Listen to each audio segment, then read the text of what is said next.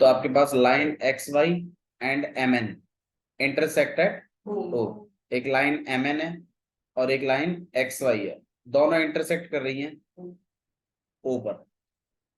If angle PO Y, ये PO Y एक angle है, ये 90 डिग्री है। कितना है ये? 90 डिग्री। 90 डिग्री दिया हुआ है आपको, angle P O Y 90 degree है। और ए और बी का रेशो कितना है? 2:3। अच्छा, रेशो जब कभी गिवन करते हैं तो याद करो, एक को हम 2x और एक को हम 3x ऐसे करके सेट कर सकते हैं अगर चाहें तो। और आपसे फाइंड करने के लिए बोला है, क्या फाइंड आउट करना है आपको? सी। तो मैंने बताया था स्टार्ट कैसे करते हैं क्वेश्चन को। तो सबसे पहले आप लिखोगे गिवन।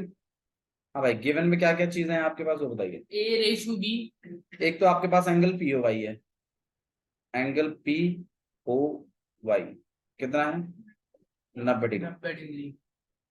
दूसरा है एंगल, आपको ए इज टू बी का रेशो भी पता है, ए इज टू बी का रेशो कितना है? 3। और फाइंड क्या करना है हमें? सी ए प्लस, बहुत इजी हो गया। फाइंड सी करना। हाँ। तो सॉल्यूशन स्टार्ट कर रहे हैं। देखो प्रोसीजर सुनो क्या है पहले तो। प्रोसीजर कुछ इस तरीके का है कि मेरा ये प्लान है कि भाई मैं, ये ए और बी है हमारे पास रेशो, तो मतलब ये 2x हो जाएगा और ये कितना हो जाएगा? 3x। इसमें तो कोई दिक्कत नहीं है, मतलब ऊपर वाला 2x, नीचे वाला 3x, और ये साइड वाला, अगर इन तीनों को प्लस करूं मैं तो कितना बनेगा? रीजन? रीजन? भाई स्ट्रेट एंगल। Straight line. ठीक है, क्या बनेगा? Straight angle. तो कहीं ना कहीं आपके पास 2x प्लस 3x प्लस 90, तो इन तीनों एंगलों को अगर प्लस करें हम तो इक्वल टू में क्या लिख सकते हैं? 180। तो 2x प्लस में 3x प्लस में 90 इक्वल्स टू, रीजन हम जानते हैं स्ट्रेट एंगल। करने के और भी तरीके हैं, लेकिन ये थोड़ा सा आपको ध्यान रहेगा कंसेप्ट वाइज। अब इस पूरी इक्वेशन में क्या चीज मिसिंग है?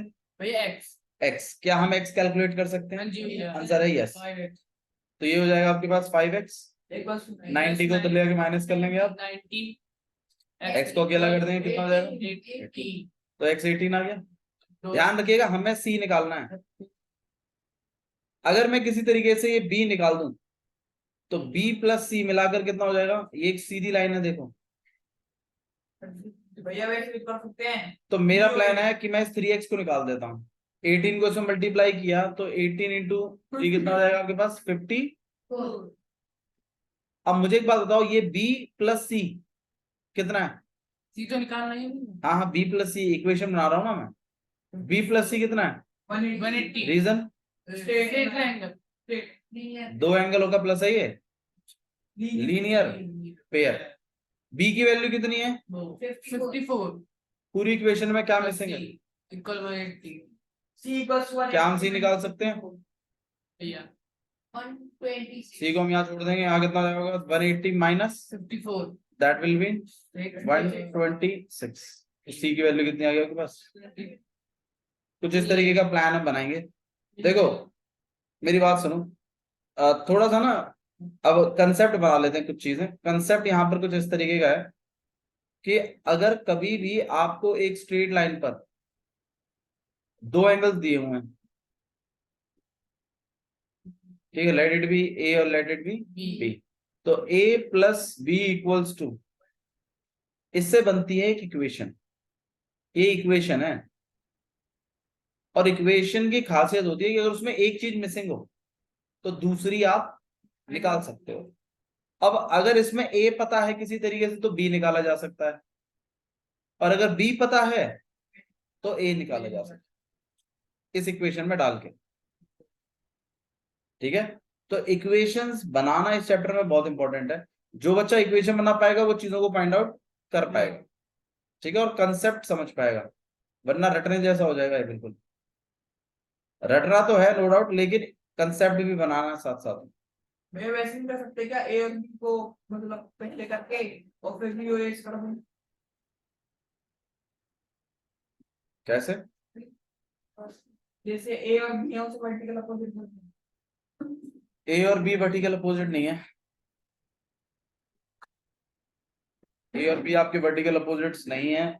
आपके जो वर्टिकल अपोजिट है वो 90 के साथ, 90 का तो वर्टिकल अपोजिट कोई है ही नहीं, क्योंकि ये लाइन का एक्सटेंशन ही नहीं आया।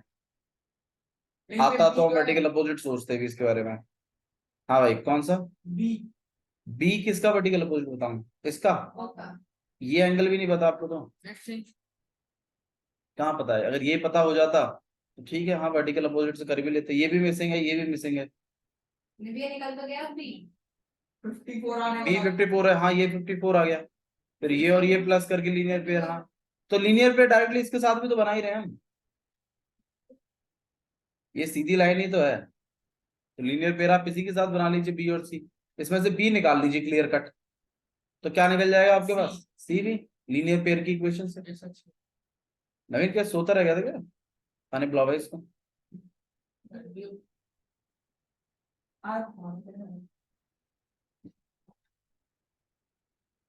ठीक है, तो सॉल्यूशन स्टार्ट कर रहे हैं।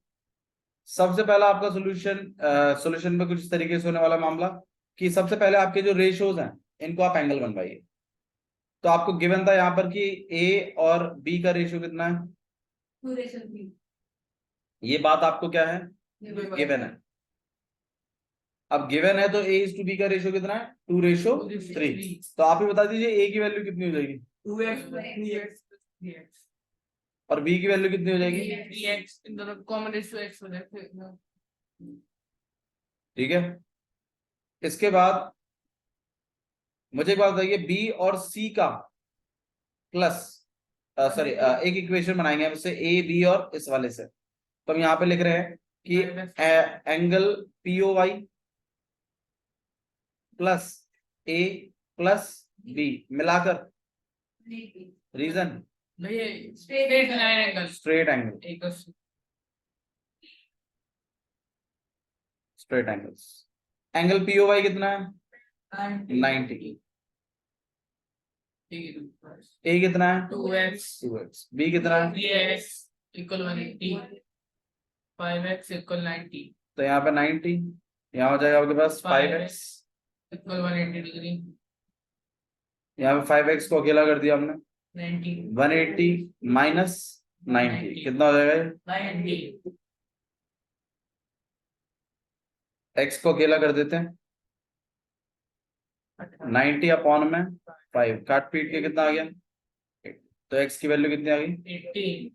अब x जैसे ही निकल गया, आप अपने b को निकाल लीजिए, दोनों को निकाल a और b निकाल लीजिए, बट a का कोई रोल ही नहीं है कहीं पर भी। आपको तो ये फाइंड आउट करना है c, और c फाइंड आउट करने के लिए आपको क्या चीज निकालनी चाहिए?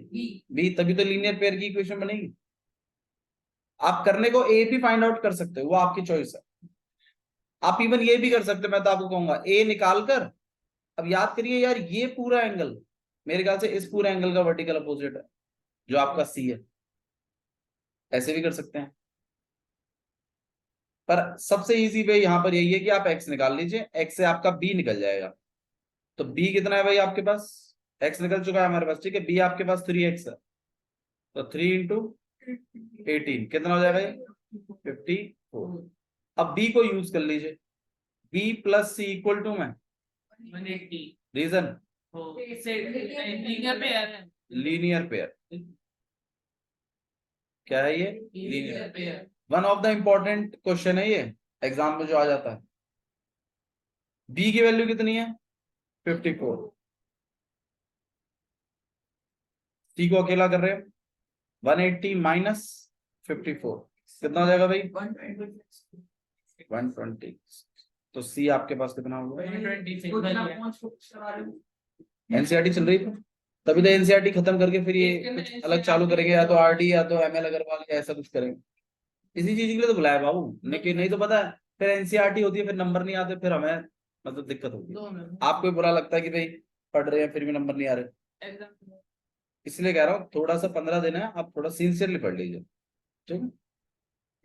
तो आपके पास एक एक्स वाई है, एक एम एन लाइन है, दोनों इंटरसेक्ट कर रही है कहां पर?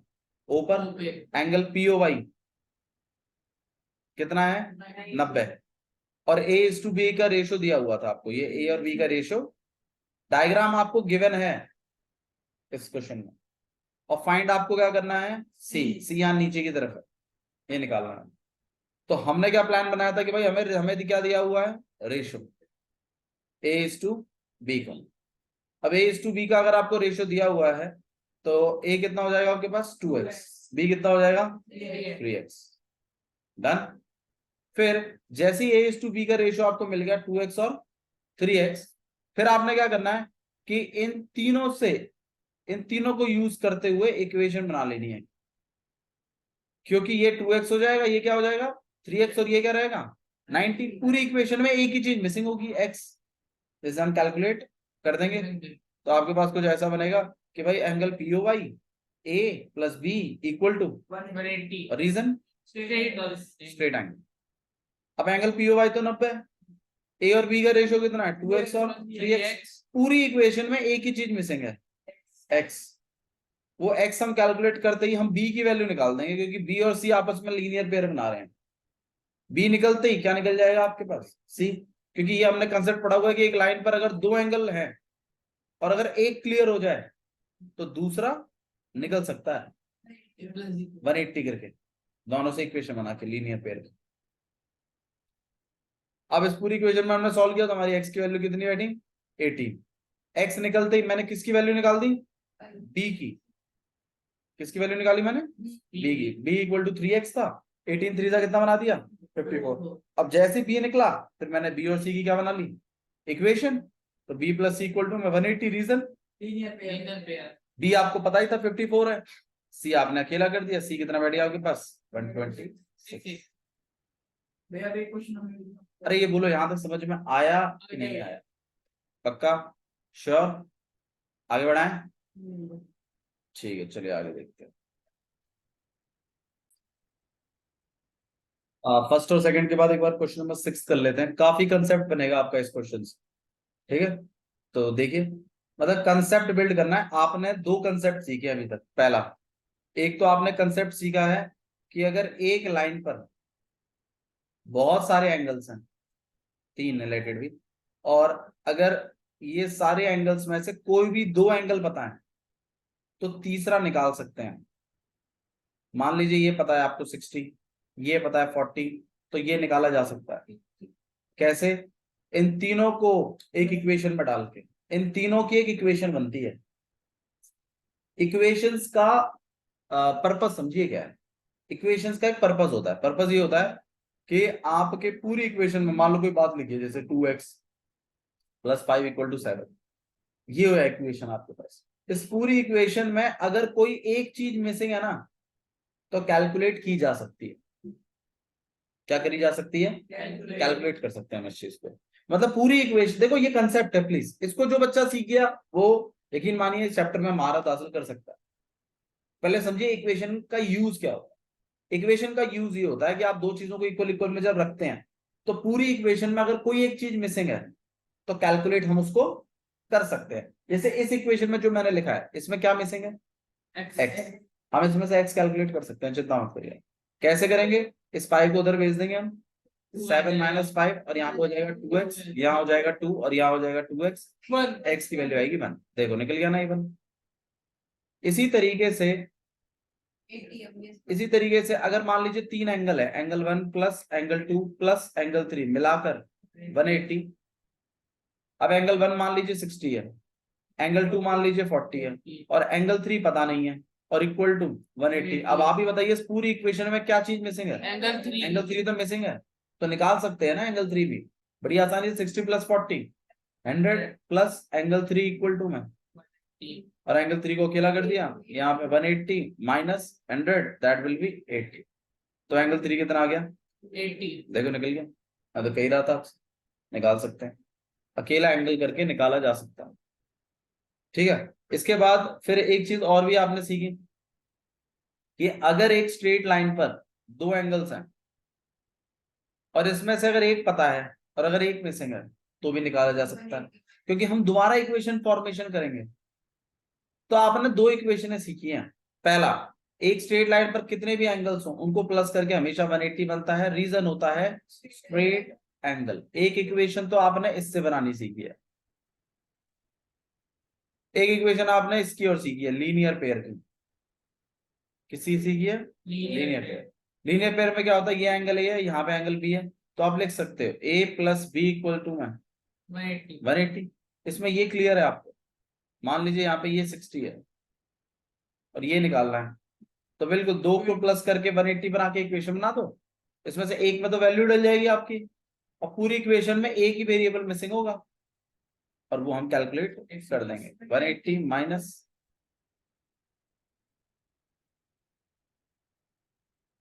तो बी आपके पास कितना निकल के आ गया 120। आया कि नहीं आया? ठीक है, एक इक्वेशन और बनानी सीखी थी हम लोगों ने, याद है कौन सी? Vertical opposite angle. बोलोगे भैया वर्टिकल अपोजिट एंगल भी इक्वेशन है? बिल्कुल, वो भी एक इक्वेशन।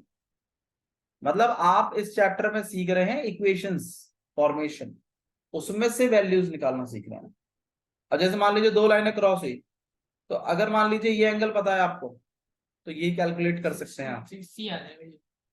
कैसे भैया? इनको ये वर्टिकल अपोजिट में दोनों एंगल आपस में इक्वल होते हैं, तो मैं तो कह रहा हूँ ये ए और ये क्या है बी, तो आप लिखोगे ए इक्वल्स टू में बी, और रीजन क्या दोगे? Vertical opposite angle. तो ध्यान ध्यान करो, ये एक इक्वेशन ही तो है, और ए आपको पता नहीं है और बी आपने कितना रख दिया 60, तो भाई बी भी निकल गया, लो ए भी निकल गया। तो बात वही है, पूरी इक्वेशन में अगर एक चीज मिसिंग हो तो निकाली जा सकती है। आपने 6.1 एक्सरसाइज में 3 इक्वेशन सीखी हैं। सबसे पहली आपने वर्टिकल अपोजिट, दूसरी आपने स्ट्रेट एंगल, और तीसरी लीनियर पेयर। लीनियर पेयर में दो एंगल्स का प्लस 180 होता है, कोई एक दिया हुआ है तो दूसरा निकाल सकते हैं। स्ट्रेट एंगल में एक ही लाइन पर दो तीन एंगल्स का प्लस करके 180 आएगा, दो तीन एंगल्स में से सारे दिए होंगे, बस एक मिसिंग होगा, वो भी निकाल सकते हैं। अभी अभी हमने जो क्वेश्चन नंबर 2 किया था, उसमें रेशो में कहानी थी, मतलब एक एंगल तो 90 दिया हुआ था, बाकी दो क्लियर नहीं दिए हुए थे, उनकी जगह उनके क्या दिए हुए थे? रेशो दिए हुए। तो कोई बात नहीं, रेशो से एक ही वेरिएबल में आ जाता है, फायदा होता है उससे भी। 2x plus 3x plus 90 equal to में कितना बना दिया आपने? 180। पूरे इसमें x मिसिंग था, वो x निकाल दिया, दोनों एंगल निकल गए। ठीक है, क्लियर है? तो इस तरीके की आप इक्वेशन फॉर्मेशन करेंगे, तो प्लीज थोड़ा क्वेश्चन पे ध्यान रखिए। आइए क्वेश्चन पढ़ते हैं, क्या लिखा हुआ है देखिए, क्या लिखा हुआ है। It is given that angle X Y Z equal to में, मतलब एक एंगल है आपके पास एक्स वाई जेड एंगल है। अब मुझे क्या बताओ, ये 64 एंगल एक्यूट है कि ऑब्ट्यूज है? एक्यूट है नवीन, जीरो पार्टिसिपेशन है। X Y Z equal to 64 degree लिखा हुआ है, क्या ये 64 एक्यूट एंगल है कि ऑब्ट्यूज एंगल? पता नहीं। एक्यूट एंगल क्या होता है भैया? भैया एक्यूट होती है 90 डिग्री से कम होते हैं, 0 से ज्यादा होते हैं। इसलिए बोलते पड़ गया है, तो कतई नहीं पड़ गया था।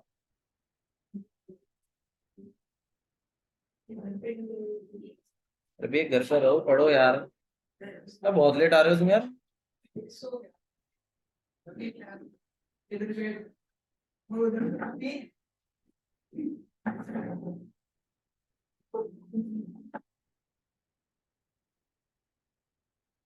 X Y Z equals to में 64 डिग्री। एक्यूट एंगल्स क्या होते हैं? जो 90 डिग्री से छोटे होते हैं। मैंने आपको टाइप ऑफ एंगल्स बताए थे, सबसे पहला एंगल कौन सा बताया था लव? जीरो एंगल में क्या होता है? जिसकी डिग्री जीरो होती है। दूसरा कौन सा बताया था? गलत। एक्यूट एक्यूट एंगल क्या होता है? जो वो 90 डिग्री से कम और 0 से ज्यादा होता है। हाँ, तो जो 90 से छोटा हो और 0 से ज्यादा हो। उसके बाद राइट एंगल। राइट एंगल क्या होता है? जिसकी डिग्री 90 पर बॉक्स। बहुत बढ़िया। उसके बाद ऑब्ट्यूज है। फिर जिस ऑब्ट्यूज क्या होता है? ऑब्ट्यूज जो 90 डिग्री से ज्यादा और 180 से कम। अच्छा, फिर reflex angle. Let him speak. Straight angle. Straight angle. हाँ, स्ट्रेट एंगल क्या होता है? स्मूथ एक सीधी सिधाई हो, जिसमें इनिशियल आर्म और फाइनल आर्म बिल्कुल अपोजिट में होते हैं। ठीक है, 180 डिग्री होता है, एग्जैक्टली 180 डिग्री। हाँ जी, नेक्स्ट। उसके बाद 360 वाला जो 360 नहीं, उसके बाद एक रिफ्लेक्स एंगल आया था। रिफ्लेक्स एंगल क्या होता है? 180 से बड़ा 360 से बहुत बढ़िया, 180 से ज्यादा हो और 360 से कम हो। एक ही एंगल जैसे मान लो ये एंगल है आपके पास, अब मैं यहाँ पे ए, यहाँ बी और यहाँ सी नाम दूं। अब अगर मैं एंगल ए बी सी बोल रहा हूं तो कौन से एंगल की बात हो रही है? जो बिल्कुल ये वाला एंगल की बात। लेकिन अगर मैं लिखूं reflex angle A B C, तो जो बड़ा वाला है ना, जो 180 से भी ज्यादा है, उसकी बात है। क्योंकि एबीसी बोल के कंफ्यूजन बनता है कि इस वाले एंगल की बात हो रही है या इस वाले, क्योंकि एबीसी तो ये भी है, ए से शुरू हुआ, बी पे बना और सी पे खत्म हुआ, और ये भी एबीसी है। तो सिर्फ आप एंगल एबीसी बोलकर ये बात क्लियर नहीं कर सकते कि कौन सा एंगल की बात हो रही है। You have to use reflex if you want to represent this angle. आपको रिफ्लेक्स वर्ड यूज करना पड़ेगा अगर आप इस एंगल को दिखाना चाहते हैं तो। और अगर आप इस ऑब्ट्यूज एंगल की बात करें तो आप सिंपली एबीसी बोलिए, वो इंडिकेट कर देगा उस चीज को। ठीक है। एक्यूट एंगल की खासियत होती है कि वो 90 से छोटे होते हैं, और पहचान इनकी ये होती है कि आपका स्टार्टिंग वाला आर्म, बिल्कुल इनिशियल आर्म और फाइनल आर्म, मतलब अगर ये इनिशियल आर्म है तो फाइनल आर्म भी इसी की डायरेक्शन में होगा, मतलब इसी की साइड होगा। 90 की पहचान होती है कि ये फाइनल आर्म बिल्कुल सीधा होता है, स्ट्रेट। ऑब्ट्यूज की पहचान होती है ये फाइनल आर्म अपोजिट डायरेक्शन में होता है। स्ट्रेट एंगल की पहचान होती है कि ये बिल्कुल सीधा होता है। रिफ्लेक्स की पहचान होती है कि जिस डायरेक्शन में आपका इनिशियल आर्म है, इवन उसके 180 पे भी नहीं होता, वो उससे भी नीचे ही होता है कहीं, मतलब उसकी साइड में भी नहीं होगा, आजू बाजू तो बहुत दूर की बात है, अपोजिट डाउनवर्ड होगा। ठीक है। और कंप्लीट की तो ये पहचान होती है कि वापस घूम के इसी पे आ जाता है, 360 बन जाता है पूरा का पूरा। टाइप ऑफ एंगल्स प्लीज याद रखिए, पूछे जाएंगे आपसे स्कूल में। तो यहाँ पे एक बात लिखी गई है क्या, कि एंगल एक्स वाई जेड कितना डिग्री है? 64। 64 डिग्री कैसा होता है, एक्यूट की ऑब्ट्यूज? Acute angle. तो आपके एक्स वाई जेड, मुझे एक बात बताइए, अब अगर मैं इसको एक्स लूं और लेट इट भी मैं यहाँ वाई लूं, और मुझे 64 बनाना है, तो आप बताइए इधर बनाऊं या इधर बनाऊं? सेम डायरेक्शन में तो रहेगा, उसी की तरफ तो रहेगा, क्योंकि 64 डिग्री एक्यूट एंगल है। तो आपने एक्स वाई जेड, भैया हम नाम ऐसे भी तो दे सकते थे ऊपर से, हाँ ऊपर से भी दे सकते थे, लेकिन कुछ भी हो, आप अपना एक्यूट एंगल तो मेरे ख्याल से इसी तरीके से बनाओगे। पहले नाम आप कैसे भी दे दो, एक्स वाई जेड, या फिर मतलब नीचे की तरफ आप एक्स दे दीजिए, वो आपकी चॉइस। एक्स वाई जेड, भाई जेड वाई तो बीच में रहेगा, क्योंकि वाई पे ही तो एंगल बन रहा है। अरे समझ में आ रहा है तुम्हारे? तो एक्स वाई जेड से मैंने अभी एक एंगल बनाया है, कितने डिग्री का? 64 डिग्री का एक्यूट एंगल था, इसलिए सेम डायरेक्शन। भैया इसी तरफ क्यों कराया, इस तरफ भी तो करवा सकते थे। हाँ ये भी करवा सकते थे, बिल्कुल ये भी बना दे तो कोई गलत नहीं डायग्राम, आप ऐसा बना दे तो भी गलत नहीं, और कोई इसे गलत कर भी नहीं सकता। बताइए कोई इश्यू है तो आगे बढ़ाएं खाने को। ठीक है, आगे देखिए क्या लिखा हुआ है, X Y is produced to P. क्या मतलब है इसका? एक्स वाई को बढ़ाया गया है पी पॉइंट तक, तो बढ़ाएं एक्स वाई को। चलिए एक्स वाई को बढ़ाते हैं, ये रहा आपका एक्स वाई, उसको बढ़ा रहे हैं, कहां तक बढ़ाना है? पी तक। तो late it B P point है यहाँ पे कोई जरूरी है पी। भाई, एक्स वाई को बढ़ाया है, आप इस तरफ नहीं बढ़ाया है, वाई एक्स को नहीं बढ़ा रहे, हम किसको बढ़ा रहे हैं? X Y. बाबू लाइन को बढ़ाया गया है, लाइन को अगर बढ़ा रहे हैं तो उसी की डायरेक्शन में बढ़ेगी लाइन, डायरेक्शन चेंज नहीं कर सकता, फिर वो एक्स वाई, फिर वो लाइन ही नहीं रहेगी। किसी लाइन को अगर एक्सटेंड किया जा रहा है तो उसी डायरेक्शन में होगी वो लाइन एक्सटेंड, डायरेक्शन चेंज होके नहीं होती लाइन चेंज। ठीक है, ऐसा बोला गया है किस चीज को एक्सटेंड करना है, तो आपको एक्स वाई लाइन पकड़नी है, ये रहा आपका एक्स, ये रहा आपका वाई, आपने एक्स वाई को क्या कर दिया, एक्सटेंड कर दिया, कहां तक? पी तक। कोई इश्यू है तो बताइए इसमें। ठीक है, आगे draw a figure from the information. भाई डायग्राम ही बना रहे हैं, इंफॉर्मेशन से डायग्राम खुद ही बना रहे हैं, क्योंकि इस क्वेश्चन में डायग्राम दिया नहीं है, खुद बनाना है। तो सबसे पहले तो मैंने एंगल बनाया, फिर मैंने एक्स वाई लाइन को क्या किया, एक्सटेंड किया कहां तक, पी तक। मैं एक्स वाई को बढ़ा दिया पी तक। अब draw a figure from this information if रे वाई क्यू, एक वाई क्यू रे है आपके पास, वाई तो है यहां पर, लेकिन क्यू अभी तक बनाया नहीं है कहीं पर भी। क्यू कहीं तो भी होगा, या तो इधर हो सकता है, इधर इधर कहीं तो भी होगा। पढ़ते हैं आगे। बोला है रे बनाइए वाई क्यू रे बनाइए जो बाइसेक्ट करेगा। बाइसेक्ट मतलब क्या होता है भाई, क्रॉस करेगा, दो बराबर हिस्सों में बांटेगा। किसको बांटेगा, अब मुझे एक बात बताओ भाई, किसी चीज को, जैसे मान लो यार ये यही चीज है, इस चीज को अगर दो हिस्सों में बांटना है तो भाई ऐसे बटेगा या तो ऐसे, मतलब बीच में ही तो आएगा मामला। अब बाहर रख के तो नहीं बांट सकता मैं, या कोई भी चीज हो। तो अगर आपको एंगल जेड बाई पी बांटना है, जेड वाई पी मतलब ये वाला एंगल, अगर इस एंगल को दो भागों में बांटना है तो लाइन बीच में बननी चाहिए या बाहर बननी चाहिए, बीच में बननी चाहिए, तभी तो बराबर बराबर हिस्सों में बटेगा। तो आपका ये जो वाई क्यू लाइन है ना, ये कहीं बीच में बनेगा, और आप इसको नाम क्या दोगे, क्यू। और आप कहोगे कि भाई ये एंगल हो गए मेरे बराबर, ये एंगल और ये एंगल। ठीक है, मैं वाई को थोड़ा सा और क्लियर बना देता हूँ आपके लिए। ये रहा आपका भाई, थोड़ा सा दोबारा पढ़ लेते हैं। एक्स वाई जेड एक एंगल है 64 डिग्री का। तो जी एक्स वाई जेड हमने एंगल कितने का बनाया, 64। फिर उसने बोला था एक्स वाई को प्रोड्यूस करिए कहां तक, पी तक। मैंने एक्स वाई को बढ़ा दिया कहां तक, पी तक। फिर उसने बोला draw figure from this information, बोला है एक इंफॉर्मेशन, इस फिगर, एक फिगर बनाइए इस इंफॉर्मेशन के द्वारा कि अगर वाई क्यू बाइसेक्ट करता है एंगल जेड बाई पी को। तो मैंने angle Z Y P angle देखा मैंने पूरा, तो बोला कि वाई क्यू लाइन बनाओ जो कि बाइसेक्ट करेगा जेड वाई पी को। तो भाई वाई क्यू बीच में ही बनेगी कहीं, तो बीच में बना दी मैंने।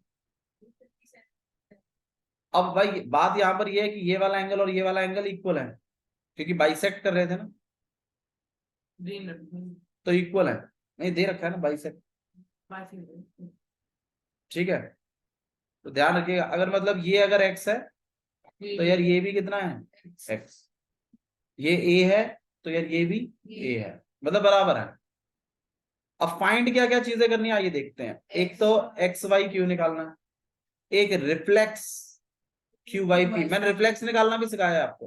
पहले क्यू वाई पी एंगल निकाल लीजिए और फिर उसको 360 में से क्या करा दीजिए, माइनस, रिफ्लेक्स भी निकल आएगा। तो सबसे पहले ये डायग्राम तो हमने बना लिया बहुत बढ़िया से। आइए गिवन लिखते हैं। सबसे पहले गिवन में क्या क्या लिखूं बताओ भाई आदित्य, बहुत बढ़िया। पहली बात तो यार यहाँ पे यही गिवन है कि angle X Y Z equals to 64 degree. दूसरी इंफॉर्मेशन कुछ, एक्सटेंड करा है पी तक। यार ये कोई इतनी खास इंफॉर्मेशन नहीं है। हाँ बाइसेक्ट वाला है थोड़ा सा इंपॉर्टेंट है ना। इक्वल कौन सा, ये वाई क्यू, हाँ वही लिख रहे हैं। वाई क्यू बाइसेक्ट कर रहा है एंगल जेड वाई पी को, ये बड़ी इंफॉर्मेशन, ये बड़ी इंपॉर्टेंट बात है। तो उसकी वजह से आपका एंगल 1 और एंगल 2 आपस में इक्वल है ना। तो आप यहाँ पे ब्रैकेट में लिख दीजिएगा कि एंगल 1 इक्वल्स टू, और दोनों को मैंने किसके बराबर माना है, एक्स के। सही है, सच बताओ समझ में आ रहा है, ठीक है। फाइंड क्या क्या करना है वो और बताओ। Z Y X X Y P, एक तो एंगल एक्स वाई क्यू निकालना है, बहुत बढ़िया, एक निकालेंगे आप। रिफ्लेक्स क्यू वाई पी, हालांकि रिफ्लेक्स निकालने के लिए पहले मुझे क्यू बाई पी निकालना पड़ेगा। तो आइए पहले वाले का जुगाड़ करते हैं। अब देखो इन क्वेश्चंस की ना एक खासियत होती है, इन क्वेश्चंस की खासियत ये होती है कि ये क्वेश्चंस ना डायग्राम में ही हो जाते हैं पहले ही, बाद में तो बस लिखना होता है। जो बच्चे इस बात को नहीं समझते वो बच्चे ये सोचते हैं कि नहीं लिखने से सॉल्व होगा, ये बात गलत है। ब्लूप्रिंट तो आपके दिमाग में मैथ्स में पहले ही बन जाता है। जैसे कि मान लो आपकी रियल लाइफ में भी ऐसे ही होता है। और जैसे मान लो यहाँ से हमें बस स्टैंड जाना है, तो ऐसा नहीं कि हम यहाँ से निकलने के बाद प्लान करेंगे, पहले ही डिसाइड करेंगे कि करना क्या है। भाई यहाँ से बहुत सारे लोग बोलेंगे कि भाई पहले तो हम जाएंगे कहाँ, सुखराम, सुखराम से रोड पल्ली तरफ, वहां से ऑटो लेंगे सीधा किधर के लिए, बस स्टैंड के लिए, और ना बस स्टैंड उतर जाएंगे। कुछ लोग ऐसे भी सोचेंगे नहीं यहाँ से आएंगे जीवन ज्योति पीछे से, फिर जीवन ज्योति से हुआ होते हुए अपना कृष्णा कॉलोनी पार करते हुए फिर आ गया आपका बस स्टैंड, उधर से पड़ जाएगा लेफ्ट साइड में। हाँ नहीं बड़ा पड़ जाएगा वो एक अलग बात। तो डिपेंड करता है ना कि आपके पास व्हीकल क्या है, उस पर भी डिपेंड करता है। ठीक है, कुछ लोग बोलेंगे नहीं यार एक काम करते हैं आगरा चौक जाते हैं और आगरा चौक से ऑटो लेंगे। अरे ये भी सही है, गलत तो वो भी नहीं है। हाँ तो ठीक है, तो मतलब सबका अपना अपना अलग अलग माइंडसेट होता है। और ऐसा नहीं कि आप यहाँ से निकलने के बाद सोचते हैं, नहीं नहीं, आप सोच यही लेंगे ये करना क्या है, बाद में तो आप बस एग्जीक्यूशन करके दिखाते हैं कि देखो ऐसा हो गया, ऐसा हमने कर दिया। तो क्वेश्चन सॉल्व करने से पहले ही आपके दिमाग में ब्लूप्रिंट होना चाहिए क्वेश्चन का। अगर नहीं है ना तो यकीन मानिए वो रटने के समान है, आप रट रहे हैं क्वेश्चन को, इसका मतलब। अगर आप ब्लूप्रिंट नहीं बना रहे ना क्वेश्चन का, तो इसका मतलब है आप रट के कर रहे हो क्वेश्चन। यही फर्क है रटने में और समझने में। जो बच्चा समझ के करता है ना वो डायग्राम में ही क्वेश्चन सॉल्व कर देगा, और जो बच्चा रट के कर रहा है ना वो लिखते लिखते रिकॉल करेगा कि इसके बाद क्या था, इसके बाद क्या था। ठीक है, तो आपको रटना नहीं है, आपको समझना है। थोड़ा सा टाइम लगता है समझने में, बट ठीक है, एक बार आदत पड़ जाती है ना फिर सब सही हो जाता है। अब हमें क्या चीज फाइंड आउट करनी है पहले वो देखो, एक्स वाई क्यू है कहाँ। अच्छा एक काम करते हैं यार, इसको एक्स नहीं देते फिर, क्योंकि एक्स तो यूज किया हुआ है ना, इसको क्या नाम दे देते हैं, ए ठीक रहेगा। तो इधर एक्स की जगह क्या लिख देते हैं हम, ए, वरना कंफ्यूजन होगा फिर उस एक्स के साथ। ठीक है, तो हमें X Y Q, X Y Q मतलब हमें ये वाला एंगल चाहिए पूरा, ये वाला एंगल चाहिए। अब इसमें ये वाला पार्ट ऑलरेडी है आपके पास, पता है आपको कितना है, कितना है 64। ये वाला पार्ट मिसिंग है ए। किसी तरीके से अगर आप ए और निकाल लो तो ए प्लस 64, ए प्लस 64 आपका एक्स वाई क्यू हो जाएगा एंगल जो आपको चाहिए। अब ए कैसे निकाले भैया, तो मतलब एक्स वाई क्यू निकालने के लिए सबसे पहले क्या निकालना पड़ेगा आपको, ए। अब ए कैसे निकाले, भाई देखो यहाँ पे ये तीन एंगल हैं, तीनों सीधी लाइन पर हैं, तो इन तीनों को प्लस करके 180 की इक्वेशन बनाई जा सकती है। और उस पूरी इक्वेशन में ए ही मिसिंग होगा, तो ए कैलकुलेट किया जा सकता है। और ए निकलते ही हम ए और 64 को प्लस कर देंगे तो आपका एक्स वाई क्यू एंगल भी आ जाएगा पूरा। ठीक है, तो इसका मतलब एक्स वाई क्यू निकाला जा सकता है। समझ में आ रही है यहां तक, ठीक है। आइए चलिए सेटअप करते हैं फिर। तो सबसे पहले क्या लिखना चाहिए प्लीज बताइए, केवल लिख दिया बाबू, फाइंड भी लिख दिया, सोल्यूशन बताओ। सबसे पहले हम इक्वेशन फॉर्मेशन करेंगे। इक्वेशन फॉर्मेशन आपकी कुछ ऐसी होगी, angle 1 plus 2 plus angle 3 angle 3 है ही नहीं बाबू, प्लस में एक्स वाई जेड किसके बराबर, 180 reason straight straight angle, straight angle.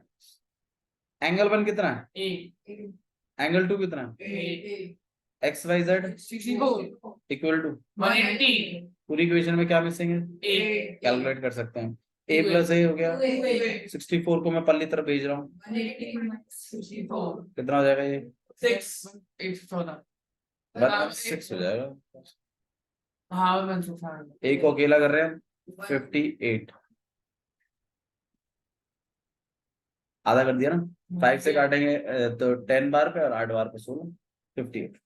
तो ए की वैल्यू कितनी है आपके पास 58। अब ए निकलते ही रिया क्या करना है,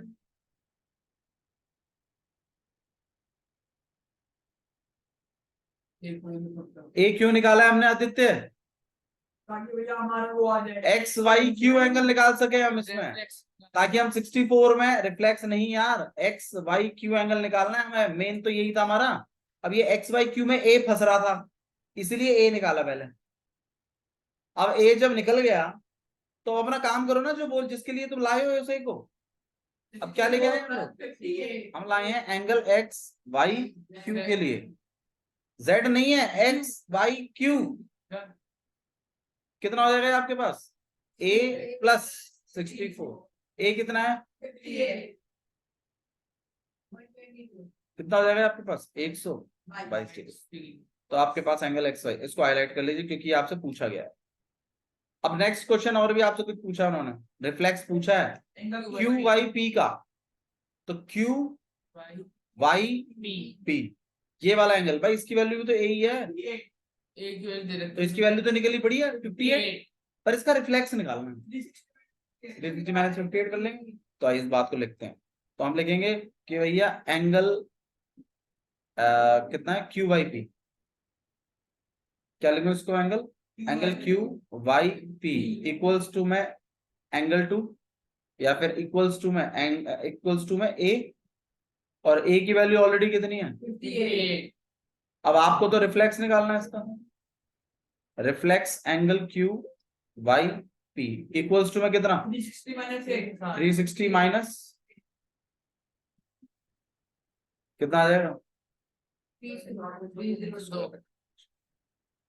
बताइए भाई, क्वेश्चन नहीं आया समझ में? ठीक है, तो प्लीज रटने और समझने में बस बहुत ही एक छोटी छोटी सी लाइन है, उस लाइन को अगर आपने क्रॉस किया हर बार तो फिर आप रटेंगे, समझेंगे नहीं। ठीक है, आपको पहले ब्लूप्रिंट बनाना है क्वेश्चन का कि ऐसे ऐसे करूंगा इसको, और फिर उस ब्लूप्रिंट का बस एग्जीक्यूशन करके दिखाना। अगर आप डायरेक्टली एग्जीक्यूशन कर रहे हैं ना क्वेश्चन का, तो फिर आप रट रहे हैं।